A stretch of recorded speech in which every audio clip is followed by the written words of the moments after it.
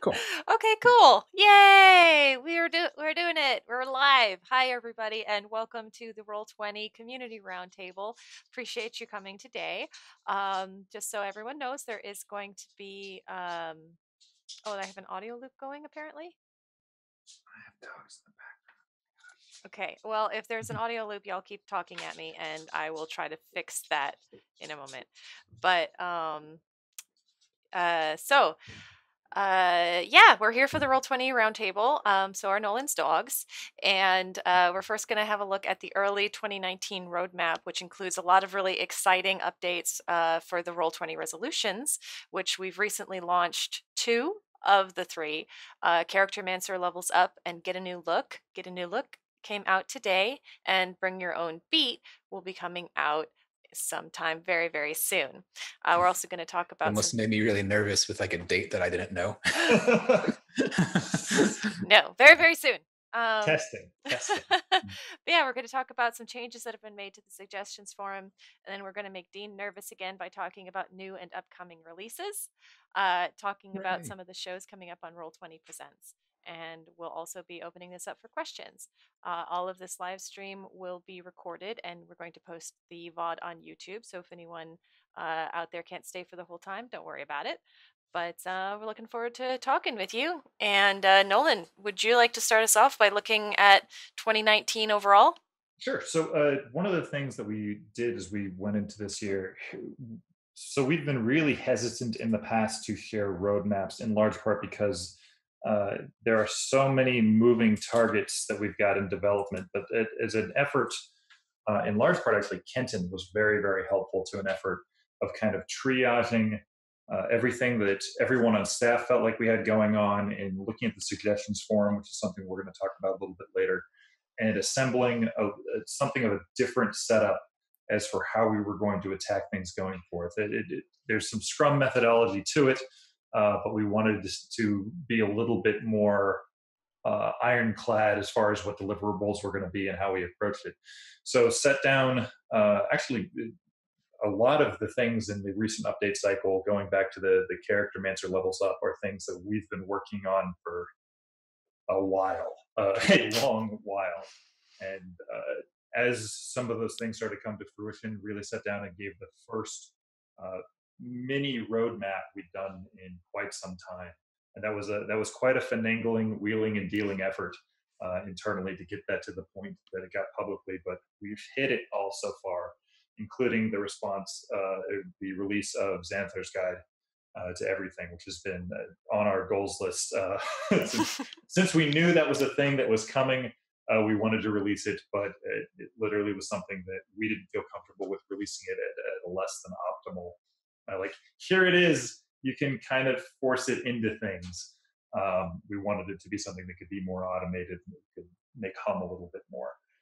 So yeah, the Roll20 resolutions is what we've been calling it, New Year and all, and thus far has gone really well. The Character Mancer Levels Up update has been quite functional and has people leveling up characters left and right. And then today we launched Get a New Look, which is both animations, so GIFs, MP4, and WebM files are now all animated file types that you can use on Roll20 on the tabletop. And then beyond that, a big overhaul.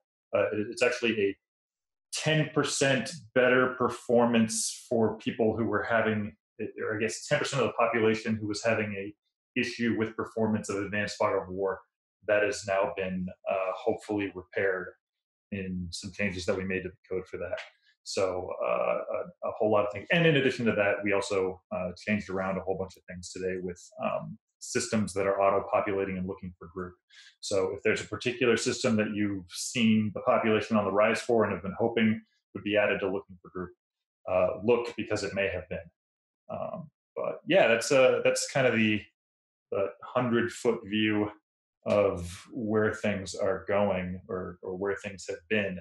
I guess to drill down into that, should we talk a little bit about what Character Mancer Levels Up was and kind of where that's going? I think the first thing on the where that's going, today there was a secondary announcement that today is the first day that we're actually starting to take community character sheet input using the Charactermancer. And so please do not submit anything there that has copyrighted materials. That will not get through. But you will now be able to utilize some of the tool sets there. There was a really cool interview that Wing It, the person who led up the development of that project, did this past week that's on the blog, that talks a little bit about things that he hopes the community does with that, including things like item shops, which sounds super cool. And looking at what his thought process is for that, I hope somebody does that, because I think that would be a super popular feature. But yeah, I think Charactermancer Levels Up is going pretty. Thoughts, comments? Yeah. And the blog that Nolan was talking about with talking to Wing It being one of the developers who worked on the Charactermancer and did a lot of the put a lot of those gears in there. You can find it on blog.roll20.net, along with today's update about Get a New Look. So just look right underneath that and you'll see an interview with Wing It and a very excellent dog. So Kenton, since you, I think, are pretty tied in with Charactermancer in general and also with people submitting their own stuff for Charactermancer Levels Up, is there anything that you're looking forward to seeing or anything you think people should know about from that particular from either the Level Up expansion in general or from the fact that now people can submit their own as community authors? Yes, so there's a saying that I have stolen from someone that's you don't know what you don't know, but there's also, or you don't know some things, but you also don't know what you don't know. I'm looking forward to the stuff that I have no expectation of. That's what I'm most excited about, is what somebody, one of those character sheet authors who looks at the documentation and is, then just comes out with something from left field, and we're, completely surprised and amazed at what they do. So that's probably the most exciting thing to me. I'm excited for a lot of the I'm I always root for the underdog, and I can't tell if that's causation or correlation, but I'm excited for a lot of the smaller the sheets that don't get played as much, to get Charactermancers and to leverage that that added system, the system that we've really worked hard on for a year or more, to get used in games that people really love. So. And I'm seeing our excellent mods jump on questions in the chat. But just to make sure that it does get clarified for folks who might be watching this later on YouTube, one question was, are animations going to be available to Pro accounts only, or are they also going to be available to Plus accounts? And the answer is everybody. It's free accounts as well, right? Same as your static images. You can just upload a GIF to a tabletop.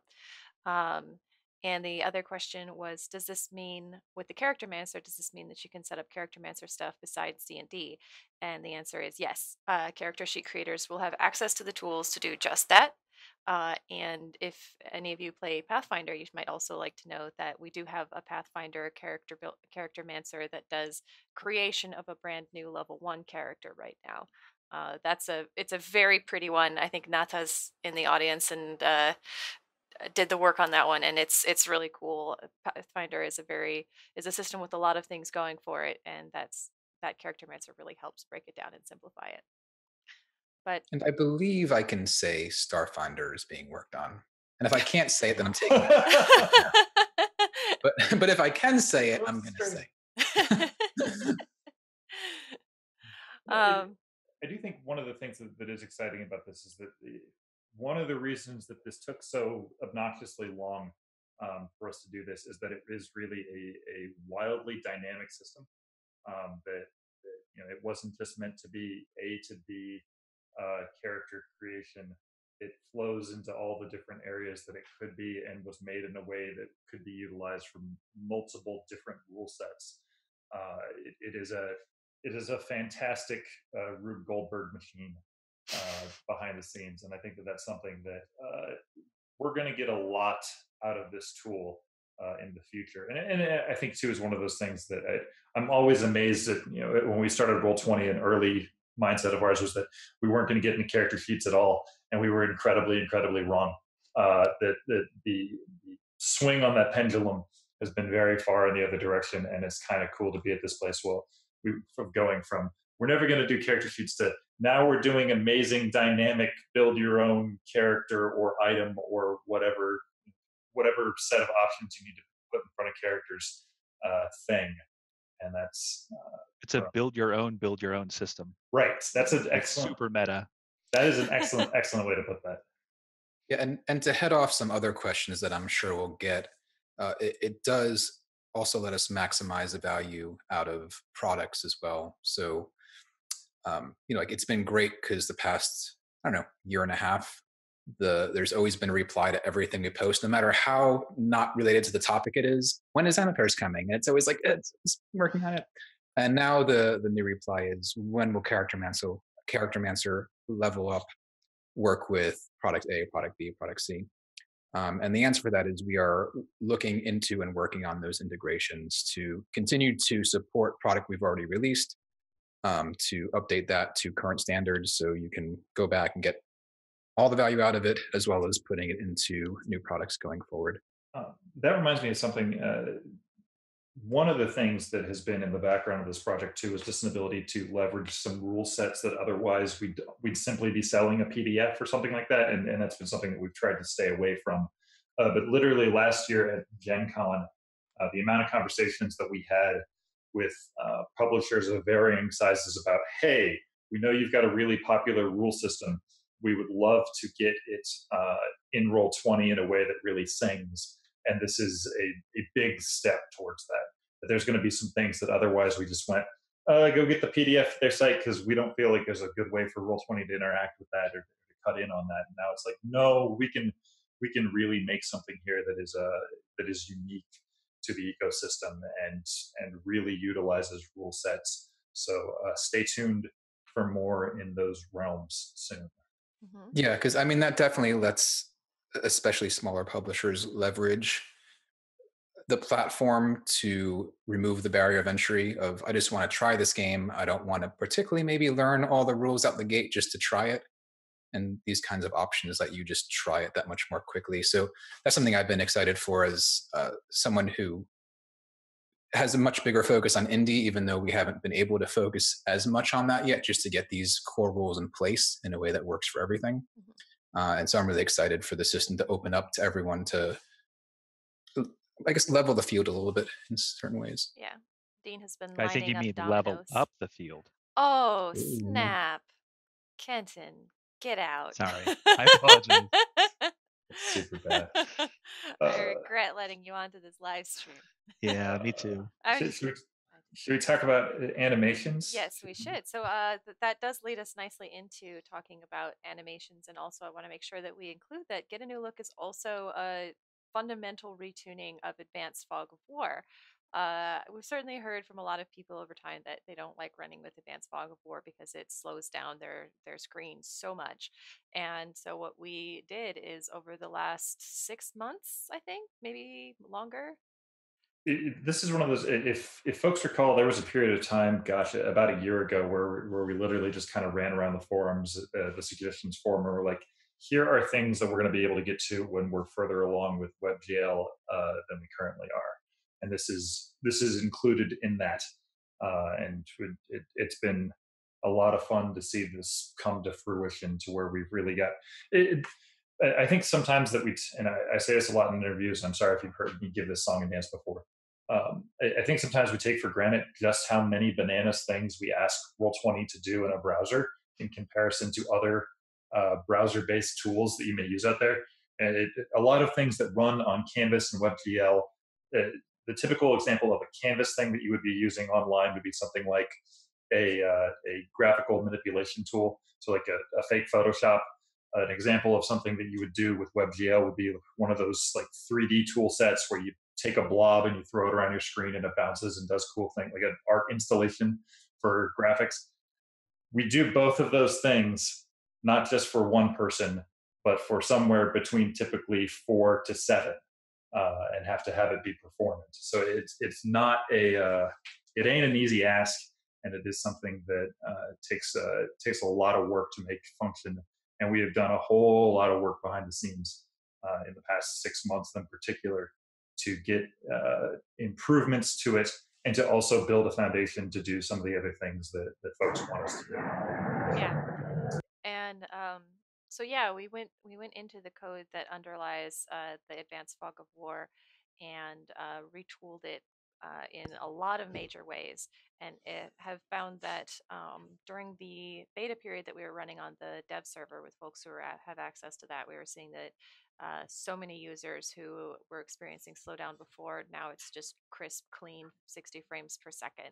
So hopefully, if there are folks out there watching this who have experienced some slowdown with Advanced Fog of War, give it another try. Starting today, it's already out, and have a look at that. We also do have animations on the tabletop, accepts several different file formats. And in the chat, we have Meditating Monkey, one of our creators, who already has an animated token pack out, if I'm not mistaken, right, Dean? Yeah, Meditating Monkey has an animated token art pack, and Desurian has an animated add-on pack of pixel-based spells and effects. And those are both in the marketplace featured top, so it's easier to find them. Yeah. And Forgebreaker asks, how do we update our games? Is there something we need to do? Nope. It's just the code's already live. When you log into your game next time, you're ready to upload GIFs. You're ready to try the new Advanced Fog of War, and it'll all be running on your system already. I will mention you can turn animations off later if you want to. It is something in the toolbar in the same area that you would turn on 3D dice and things like that. It's one of the clickable dialog boxes there that you can turn on and off down the road if you're fiddling with that. One of our focuses always is on trying to be mindful of both accessibility, like it's easy to get into this, but also, people have different connection limits. Some people have data caps, that kind of thing, and we don't want to ask. We've done our best to compress these GIFs, so they hopefully won't load down your bandwidth too much. But if they do, or if you just don't like them or anything like that, you can go into settings, you can customize this, you can turn off animations for yourself entirely. If you don't have animations turned off, and let's say you're a GM who's playing with GIFs on the table, we all fight about whether they're GIFs or GIFs. If you're playing with animations on the tabletop, if you're the GM, or if you're the player and you control this particular token, when you press play on that animation, everyone at the table sees it playing the same rate and same frames, right? So you can do things like have a trap where when you press play, the spikes shoot out, you know? And if you want something to stop because, the characters have solved your twisting axis puzzle, you press pause and they will stop moving. So it's a really cool system with a lot of very fine-tuned tools. And the whole system was just made for players to lose their minds putting billions of animations on the tabletop when the GM walks away. Yep, absolutely. But that's cool. There's other uses. Great. I'm looking forward to what horrible things my players do to me. There is something in all of this that we haven't even mentioned, and it's funny because it's something that there's a fair amount of people who are interested in, but it's not quite as cool, but I think it is super functional. There's now an opacity setting for the GM layer. And so that is something where if you've previously gone and wanted to make the notes for yourself appear more or appear less on a sliding scale, you can do that and fiddle with that. So that is a big, I don't know, a really nice quality of life addition that came out in this update that I don't want to get completely lost in the shuffle as we talk about what's going on. Mm-hmm. I'm going to circle back to touch on a question from Festus Arden. Are they going to be adding more subraces and spells to the Character Mancer? Yes, we are going to be adding. We're going to continue, to be clear, we're going to continue to support the Character Mancer. The various official versions, like the D&D official version, is still going to get updates. It's still going to get new things. We're actively working on Volos and Tome of Foes being integrated into that Character Mancer. But we've also made it so that people who want to do things on their own can use the code can go through the API and can build their own character mancer that does whatever they want it to do. It's a very extensible system, but just because we've unlocked the system does not mean that we are abandoning updates for it. We're still going to update the character mancer, to be super clear about that. If there is this more, is very much just the beginning, I feel like. yeah. And since other things are planned in the works and starting to be worked on, I know the one question I keep getting is when, and my kind of quiet response is, for now, like I'm letting the Xanathars level up Character Mancer sit for maybe like a few more weeks as we collect further data and reports and as things change, while we're also working to prep what we can. So those are actively being planned and are actively being worked on, but we don't have timelines just yet. Mm-hmm. And it's also part of, speaking of continuing to support things, a lot of the stuff that came out today with animation support, with the retooling of Advanced Fog of War, is laying the groundwork for some future updates that we think will be pretty exciting. But the short version of it is that we've made some graphical changes under the hood that will allow us to do more on a graphical front in the near future. Tantalizing. um, but with that said, yes, if you Londell, if you need to have bought the appropriate materials for them to work in the Character Mancer. So if you want the PHB rules to be part of your Character Mancer, you do need to get that on the Roll20 marketplace. There's a couple of bigger questions that I'm going to cycle back around to for the Q&A session, but in the interest of keeping things moving forward, let's talk about Bring Your Own Beat, which is going to allow you to upload your own audio files onto Roll20 at long last. Yeah, this is something we've wanted to do this for a very long time, and I think part of the issue has always been legal, and I think that we've got enough disclaimers going into the version of this that'll be on live in terms of making it functional on that end. But beyond that, too, one of the things that remains a question mark here that we're going to be looking at, and this ties into today's update and putting in moving images, is file size and making certain that it's something. And part of that is like what we're doing with file storage data and making certain that's a sustainable system, that we don't accidentally end up carrying a cost that's just not going to work for the future as more people utilize it. But on the other side of that, it's also computer usage cost in terms of, hey, is this too much? Like, are we asking people to be streaming too much data to them?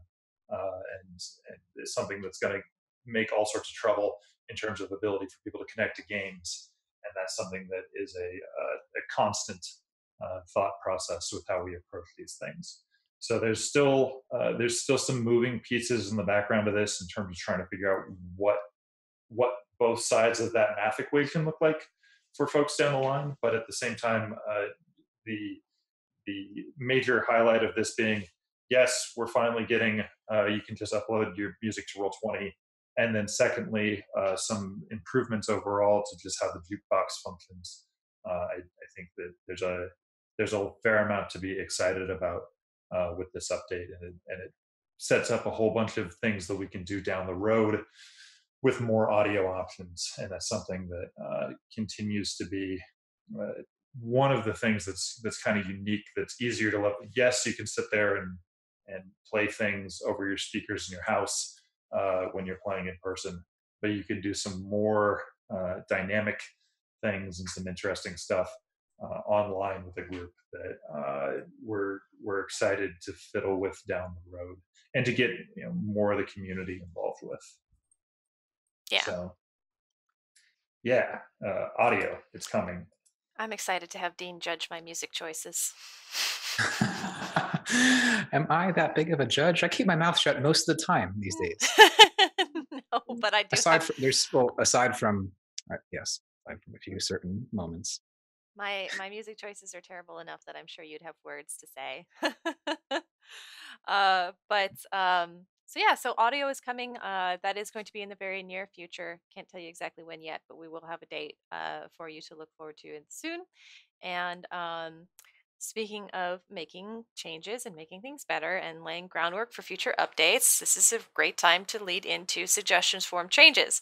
Kenton has been doing a lot of work on that, and I will fess up that when I first heard suggestions form changes, I kind of went because I was kind of afraid of like, oh, what does that mean? Is that just going to leave people out in the cold and feeling like their suggestions don't matter? Are we going to delete this thing? That Like, was what's my the goal. plan? Yeah, that's what I wanted everyone to feel. No, no, I'm Yeah. kidding. No, Clip that. no. All right, That's the one somebody, clip that gets Yeah, that taken. clip has been cut. yeah, That's clip Great, that, send it to great. your Yep. favorite journalist. We're good. it. um, but yeah, so Ken, I actually wound up when I read your suggestions for read your suggestions for the suggestions forum. You brought me around, I gotta say. So can you talk to us about what system you came to? Sure. First, I'll say that I did approach this with a very soft and gentle touch because I know how much how my job, like my career, has shown me how much people value their suggestions and how important they are to the person. Like it's a gift, right? Like this is a thing that's freely given, and um, it means a lot. And I started the suggestions because I was not happy with how the like with my suggestions for the forum. I wasn't happy with how that was being nurtured or received, right? And we all wanted to do something, but I kind of had to go back up from the 30,000-foot view and look at everything again. And I came across two really big problems, and I think this encapsulates um, the significant issues that needed to be resolved. But that was that the suggestions form itself was really unwieldy. You know, I don't have an actual count right here with me, but I think we had, we had thousands and thousands of suggestions, and it's not something that an average person can do. I mean, Well, professionally, this is part of my job, right? I've never been to the end of the suggestions form before. so I have, and I think that and I think right now there's something like 80 some. We sat down and looked at the pages this Yeah, recently.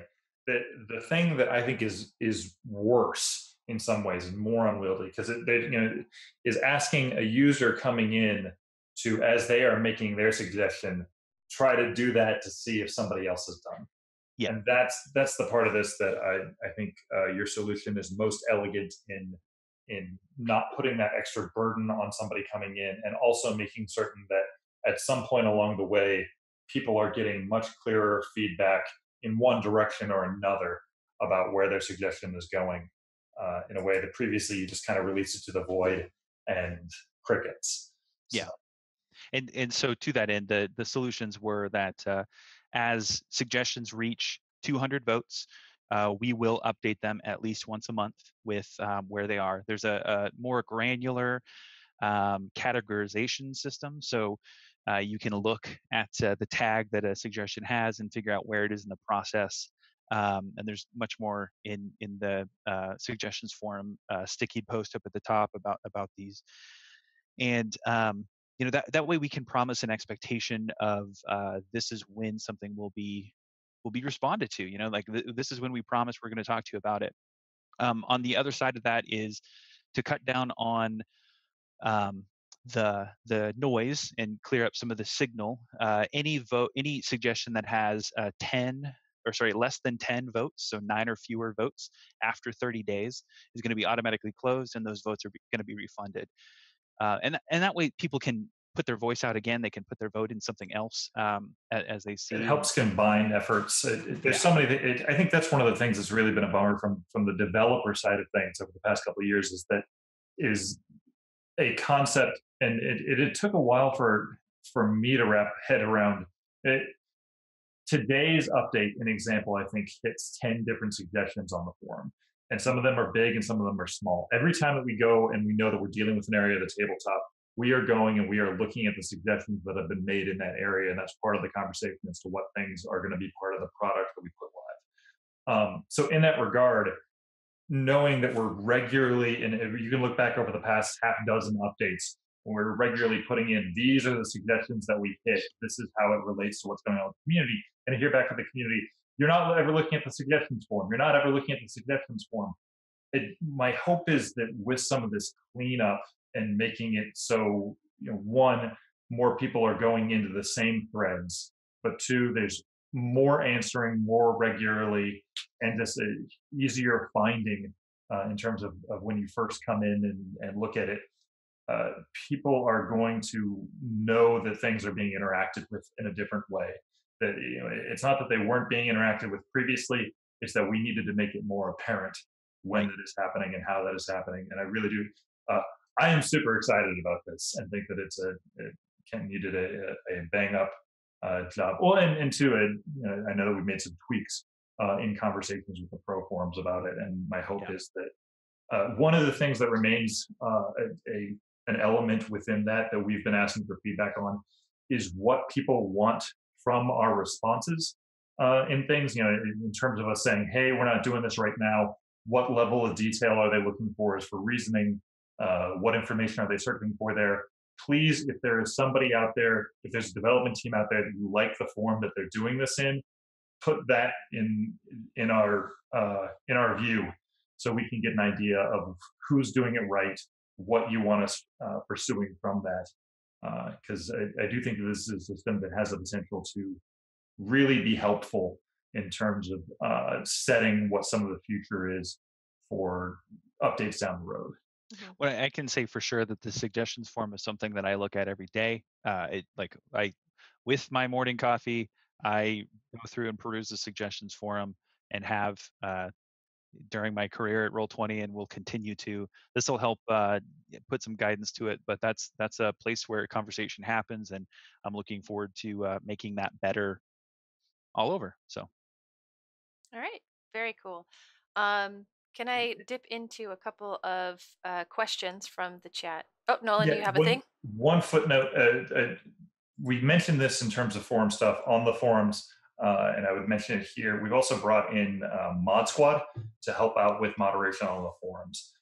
We wanted the staff that we've got doing more of the payment processing side, or even more of the troubleshooting side and things like that, to have some more time. We wanted things to be gotten to faster. And we also didn't want to, this is a common refrain going back very early to the days of Roll20. Forum moderation is not something that Richard Riley and I, when we founded the company, were particularly into. We've been very appreciative of the volunteer moderators, now forum champions over the years, who have helped us out in that effort. But we're hoping that bringing in this outside professional group is going to help streamline that process and use some of their know-how from doing this across the internet to aid us having better moderation overall. So hopefully that's been live now for a week, 2 weeks almost, two, and it has been going really well. And the Mod Squad group has had really good questions, and it's been really on top of trying to get help to folks wherever is necessary on the forums. And I really do think that that's something that's going to, I think the other thing that's nice about it is, as our population continues to grow in crazy ways, that's a really scalable solution for us that we can go to them and say, "Hey, we need more help," and get that quickly. So yeah. And I have one more go back on the suggestions forum. We talked about as suggestions reach 200 votes, or as they approach 200 votes, we'll address them. That's just when we're promising. We'll address the the honest to goodness product suggestions that approach 200 votes, because we are looking at all of them. And if there's a really good idea that happens, that's not going to get the traction, we'd like this change in the API. It's going to be hard to get 200 votes for. We understand that. We're looking through the suggestions. We're not only going to do top voted items. We're still being critical. We're thinking critically about what we're doing, and making sure that those are inclusive. No suggestion that's a too good small. Clarification, simply because I think everyone at the company goes through suggestion forms at some point each week, and I also see suggestions for products, and I will see people frustrated with there's maybe 10 to 20 people who are interested in that change. But even for someone like me who has nothing to do with suggestion form directly, I still will, every time I see those, take those into consideration, write them down. They come into meetings regardless, just to see, is this a better way we can do it? Is this a sustainable thing that we can do? Yeah, so I'm glad you clarified that we will still be responsive. Yeah. Well, so what do you have coming up on releases for us, Dean? We talked a little bit about Xanathar's coming out, but what else is on your docket? We're just gonna take it easy from here, I think, right? Yeah, okay, we're done. Yeah. So we've had a really busy docket for a while now, especially as we pick up more and more partners. And that continues this year. So we have a lot more coming out for Pathfinder. We haven't officially announced it, but Rise of the Rune Lords is coming soon, and other Rune Lord related products. We have more Starfinder on the way. I'm not giving dates or details on that yet because there's still some technical hurdles to figure out. Next week also we have the new Dungeons and Dragons tactical maps Reincarnated coming out. So that's a lot of preset maps with dynamic lighting, which have been picking up in popularity on the marketplace overall. And then we have third parties coming out with more content. We have more stuff coming from Kobold Press. The Creature Codex, I believe, is nearly done.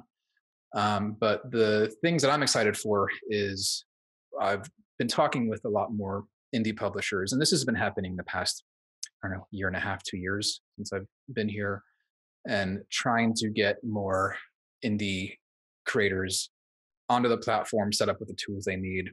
And this next month or two, we're going to have a small windfall of them. We have publishers like Thorny Games working on some product. We have creators from Avery Alder's mentorship program working on some product. We have Alex Roberts and Evil Hat working on some product. We have Jim McClure, who helped write Burn Bright. His new playtest, Reach of Titan, is now available on Roll20 that anyone can try out. And on top of that, we have just opened compendium permissions for third-party publishers, which we're moving very slowly with because it's new and it's confusing, and we still need to push out with a couple of trusted test cases. But today we launched Drama System by Pelgrane Press, so that compendium is now on Roll20, I believe. I think there was a few small hiccups in launching, but if it's not launched as of now, it will be launched within an hour, I'm sure. So yeah, that's kind of the short list of things that we're working on in the moment. And every system that we're working with, every tool that we're working with now on compendiums, the door is just cracking open. And I'm really intrigued to see how many more compendiums, how many more resources come to the site and how they're used, and how those processes become simpler overall for more publishers over 2019. Yeah, I'm pretty excited to see that too. And I want to second the shout out to Jim McClure and Reach of Titan, which, as Dean referenced, you can play on Roll20. Do you have to be a Plus and Pro subscriber to do that play test, Dean? It is for Plus and Pro subscribers only. The character sheets for everybody, but yeah, if you want Sure, to do yeah. the specific adventure, Plus and Pro can get access to that for free. And I would also recommend checking out their Kickstarter. It's a really cool game, kind of themes of Shadow of the Colossus, but on your tabletop, which that's one of my favorite games, so I'm pretty excited about it. Yeah, and their Kickstarter launched today, and with that too, and it's something that I haven't been talking about publicly, and but we have been working a little bit more with third-party publishers doing Kickstarter. We have worked with Kobold Press doing a Kickstarter, the Tales of Oldmar Grieve. We are working with Jim on the Reach of Titan on Kickstarter, so we're trying to work more hand in hand with trusted publishers who are looking to fund their product. So if you are a publisher who has worked with us in the past in some way, I am beginning those conversations, and I welcome anyone to reach out to me on that so we can help get you properly funded in a way that's comfortable and safe for us as well. Yay. So yeah, I'm now going to start talking about some stuff that we have coming up for Roll20 Presents, which is the live stream portion of our offering. And while I am doing that, the next thing we're going to do is we're going to move into a Q&A session. And since we are now on the last topic, I'm going to ask that those of you who have questions go ahead and start putting them in chat now, so we can move over to the QA session smoothly, and your questions will already be kind of lined up there. So if you have something that was asked earlier in the chat and you need to repeat it, that's fine too. But yeah, give us your questions. And while you're thinking of them and writing them out, I am happy to say that for Roll20 Presents, we are going to have the Waterdeep crew is coming back next week. They are moving to Mondays. They used to be Fridays, but they're going to be moving to Mondays. And there's also going to be another show with Adam that's D&D related and a little mysterious right now, but it'll be launching in February. There will be a new show with him. You may know that Pathfinder playtest just wrapped up, so this is going to be the new thing that we do with Adam. I'm really excited for it. He's really excited for it, and we've got a really cool new cast for that particular show. Also, in general, we've been working on a new program that's been titled Roll20 Spotlight. And the Roll20 Spotlight is a program that we're going to be introducing over the next few months and really like getting rolling over this year to support more content creators around this tabletop ecosystem that we have. Actual play live streams, podcasts, not necessarily actual play, but also just like GM tips, all of those things. We've certainly heard from a number of those creators over the years and have always wanted a better way to support them. So we're now putting together a system that will actually make it possible for us to support more folks. That system, Roll20 Spotlight, is currently going through a little beta process with some folks. So hopefully we'll start seeing more about that publicly soon, but it is in the works and it's something we're very excited about doing. So that's Roll20 Presents, and I'll go ahead and move us on to the Q&A session. The first one, well, the first one from Crunchy Wizard, I already answered. Are we going to see more with new faces? Yes, absolutely yes. Fnord Prefect has 3 questions.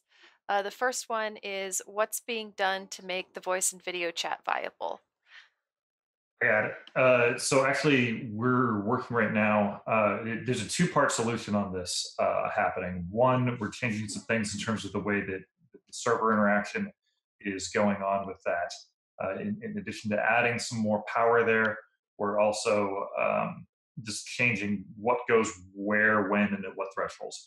On the other side, we're also lowering the video quality slightly to make a difference in terms of how much information is being sent out. Since so much of the voice and video is peer to peer, it's one of the few things that we can do to make it function. But that's actually something that's coming out pretty soon. The next round to it, we've been doing some stealth testing on it, and pretty significant updates to WebRTC is on the way. We did a library update on it a couple months back, but this is more comprehensive.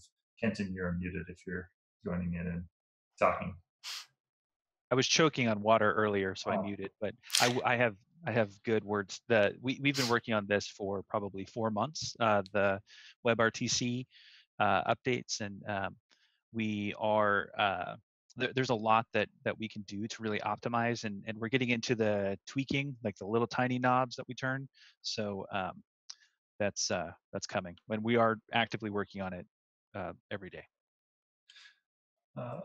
What are other? The next question is, will we ever be getting folders, not advanced tags, but folders for assets such as maps? So there's going to be some reworking of a bunch of things in the paging, folder, and organization realms. I don't know exactly what the timeline is on that, and that's something that we would be ready to share. But that is part of an overall project in terms of pain points that we've been discussing internally for a while. Yeah, we talk about that a good deal. I think it comes up every month. I will say, and this is something that it is frustrating to me. I've been so Richard and Riley stepped out of the day-to-day. They're still owners of the company and around, but they left me to deal with things in the day-to-day. And this has been my number one issue on the platform is the page layout dropdown. I hate it. I've wanted it blown up And this is the year that I think my wish is going to be accomplished. I will say with some confidence. And so yeah, this is my number one bugbear in Roll20, and you could find me on podcasts saying this 4 years ago. Is that, and I'm really really excited to jump into that. Yeah, There is some method on it. I'm gonna go meditative here and say that folders when it comes to asset management, we're readdressing the methodology that we use in a lot of places. And the first place that you really see that is in the audio updates, bring your own beat update that's coming. So there'll be a sample of what's to come there. Yeah, so And I think that does tie into just our asset management overall. Like a lot of the problems we have in the marketplace currently are similar asset management issues, in the sense of it wasn't designed for people to have this many options and this many things.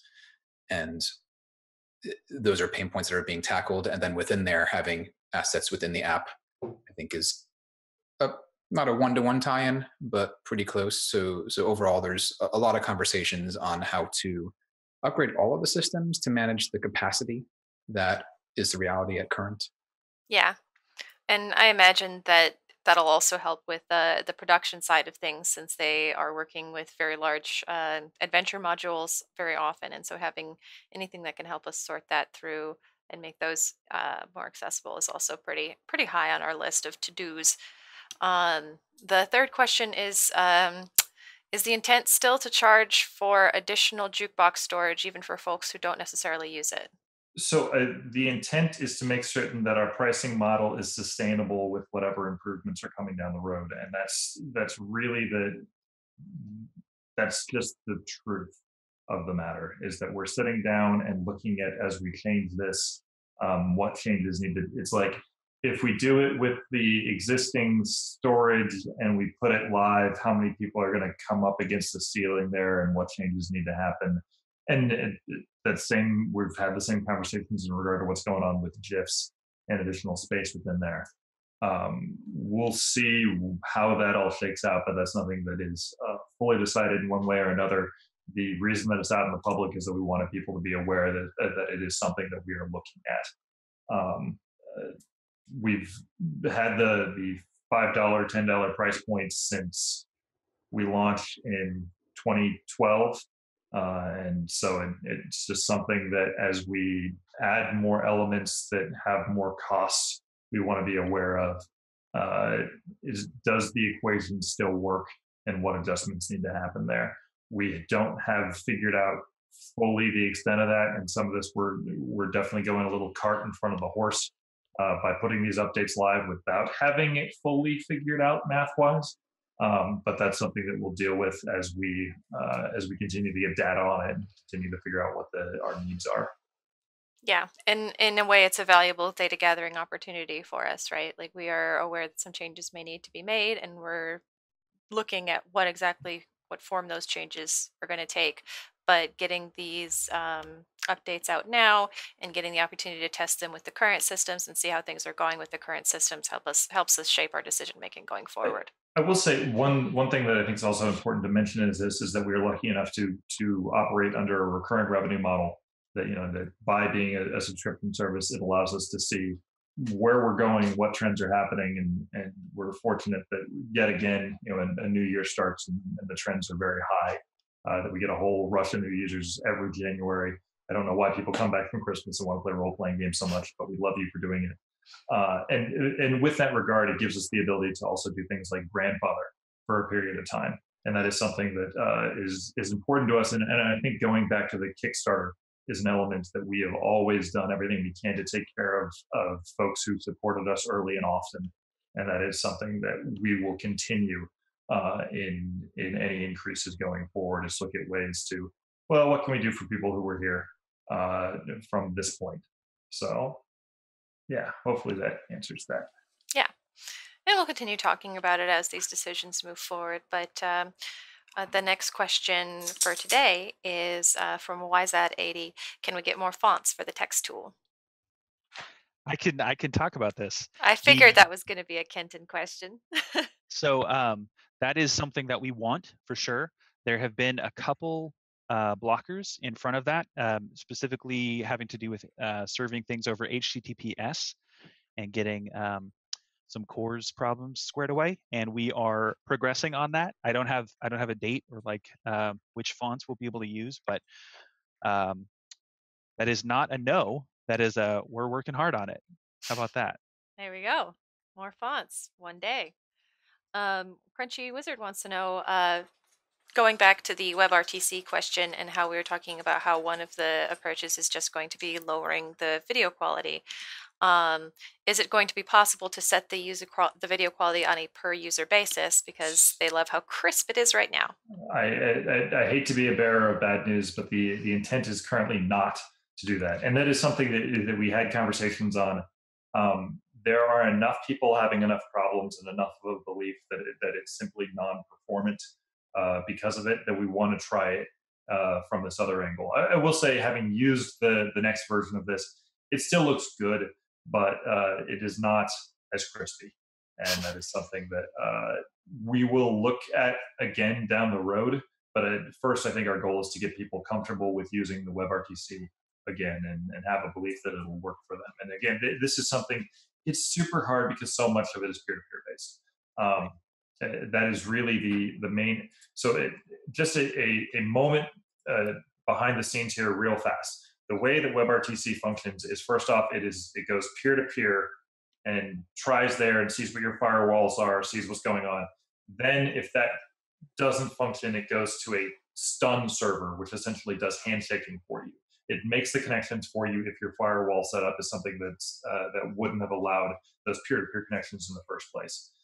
And then if it goes, there's still somebody here that's having a lot of trouble because they don't have enough bandwidth, we go to something called a turn server, which essentially takes that person's stream and hosts it out to other. It like condenses, it makes the collected version of sending it back and forth.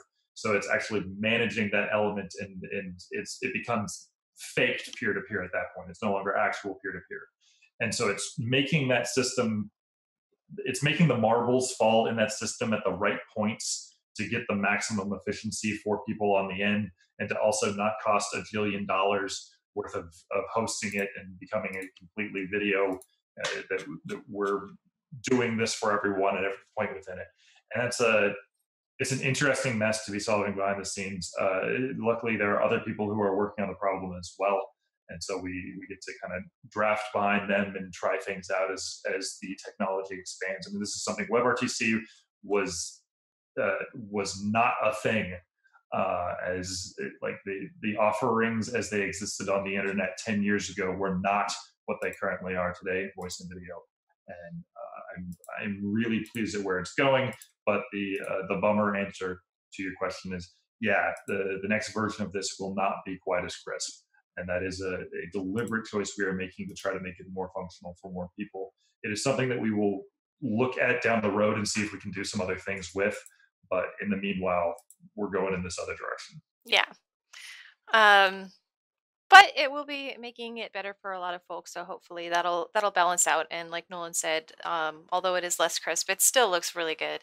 So hopefully you and your group still enjoy using it with the changes.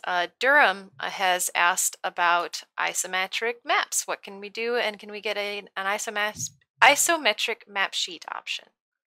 So that's been talked about a few times, and it hasn't been any priority project, it's been a discussion. It's difficult because I know the rendering on that is its own problem to solve. And the other roadblock it comes up against is how big of a request is it?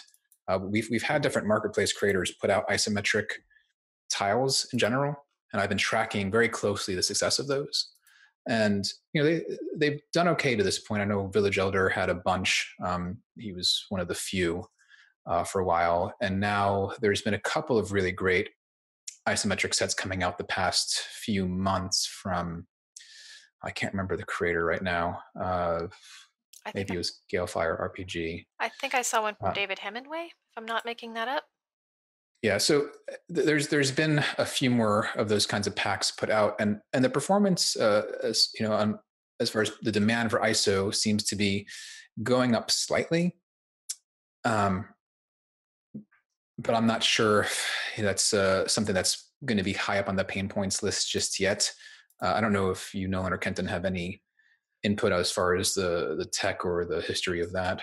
It's something that I think we've always had an interest in the same way that we've always had an interest in, and have more support for hex.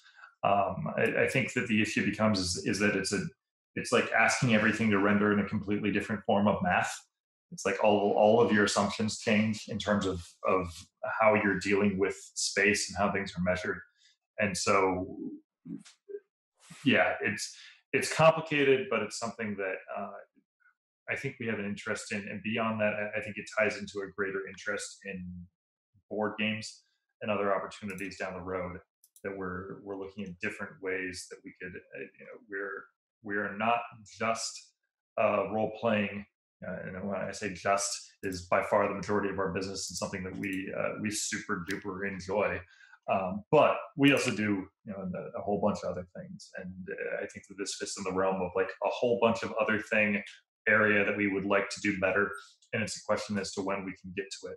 I do think that right now we're in a pretty good. So we've hired up quite a few developers over the past couple of years, and changed a lot of the way our funnel works for workflow.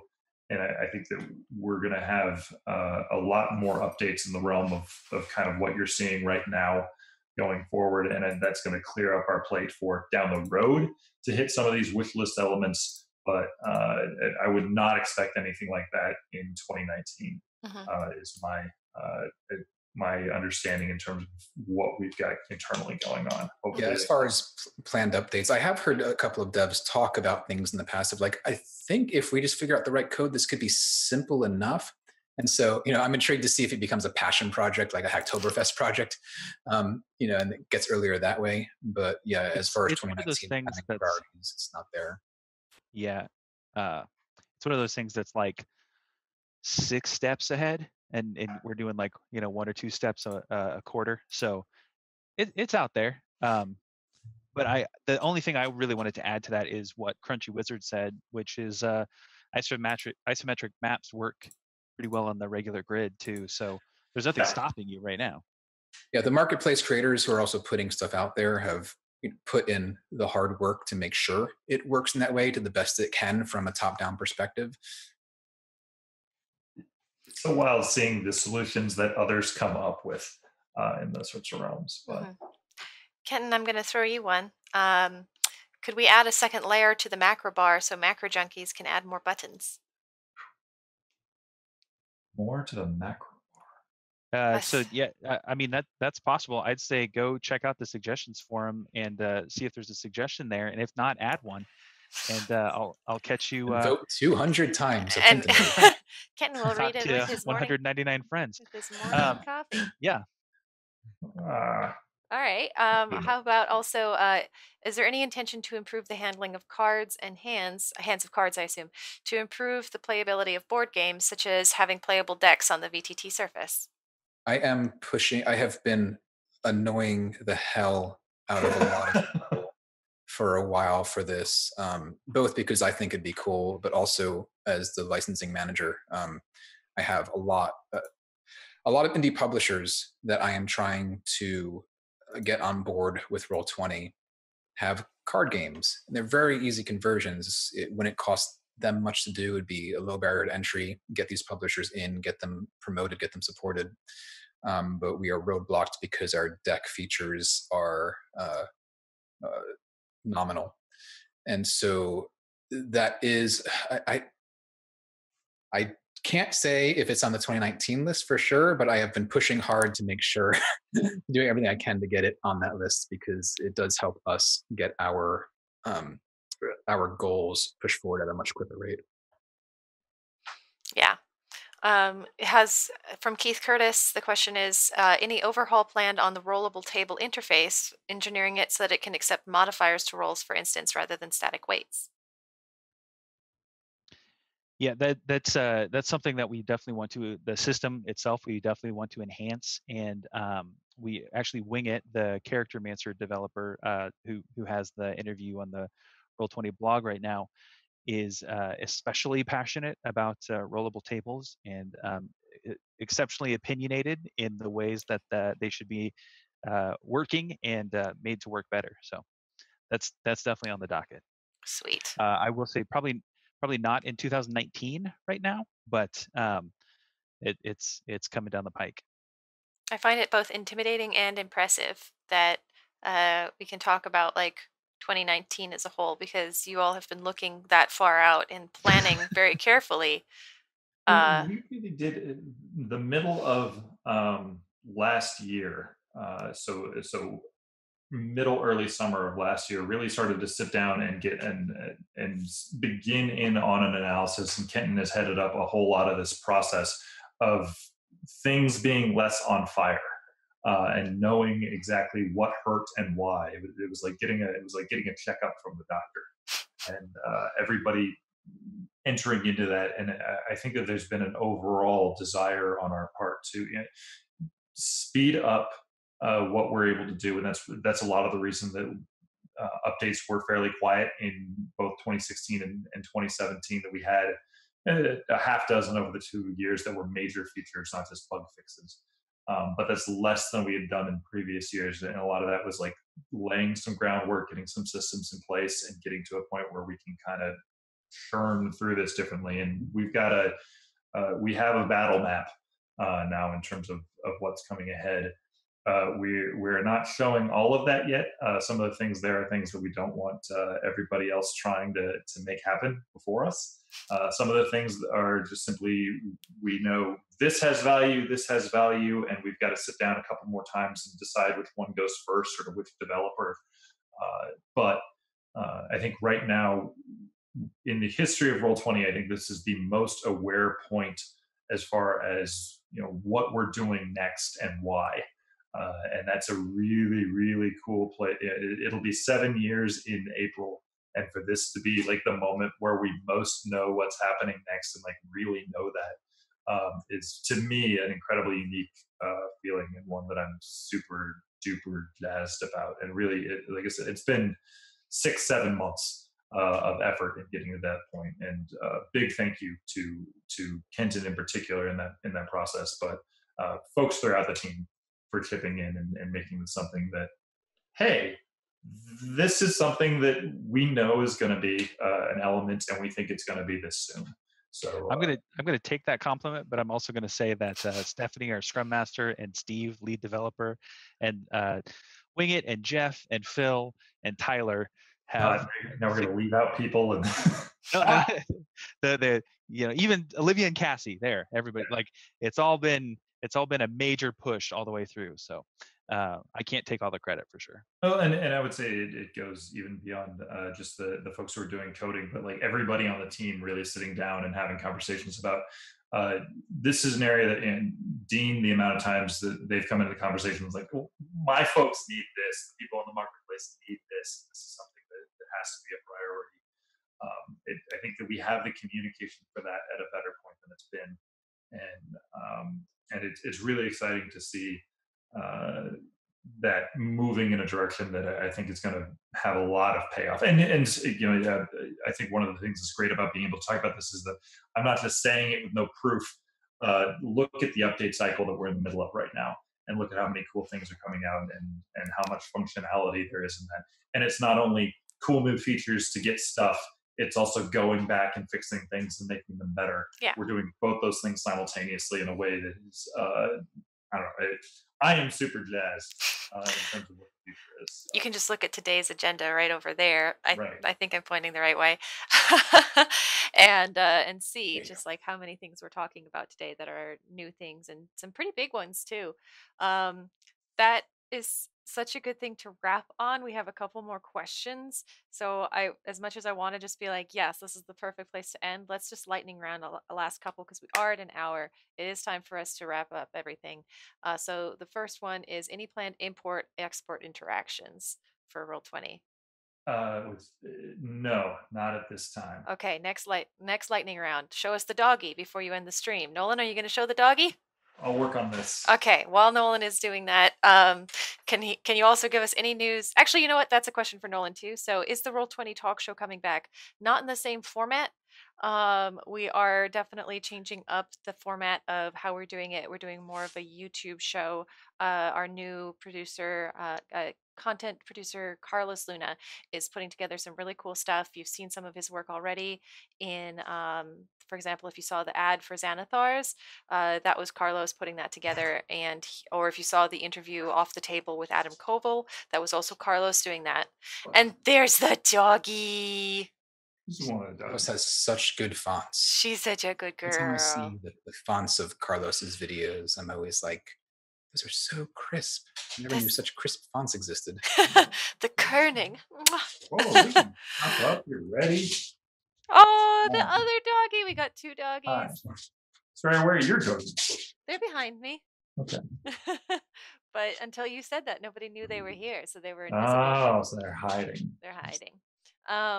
Anyone want to see my 13-year-old just adopted feral cat that Yes, desperately I want to see your cat. Well, maybe next time. Because she's not here. Come back next time. You can see some peeing cat.